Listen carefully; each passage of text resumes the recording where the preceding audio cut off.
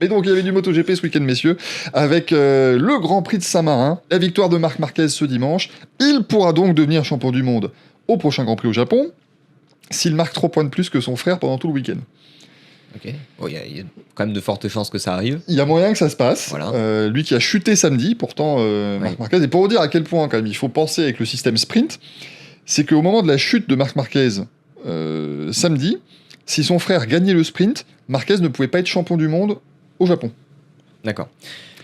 Alors à noter que Marc Marquez, effectivement, là où c'est compliqué, hein. Là où il perd des points, des gros points, c'est par rapport aux chutes. Mais c'est vrai que même si le sprint il tombe, il fait quand même un départ de sprint formidable, avec des dépassements aussi qui sortent du lot, je trouve, à des endroits où normalement c'est pas possible de dépasser ici, il le fait quand même. Donc c'est à noter quand même, voilà, une domination. Je pense qu'on en parlera en fin de saison, mais une domination absolue de Marc Marquez. Et au-delà du fait qu'il bénéficie d'une moto véloce et efficace, évidemment un pilotage formidable de la part de l'Espagnol.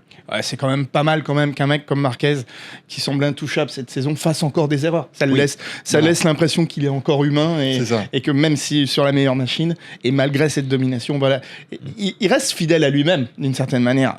Marquez qui va pas goûter le bitume, il va chercher les limites. Voilà, c'est sa manière de trouver les limites de la moto. Donc, pour lui, on peut dire qu'un mec qui tombe, c'est un mec qui va vite. C'est vraiment l'expression à utiliser. C'est exactement sa tactique.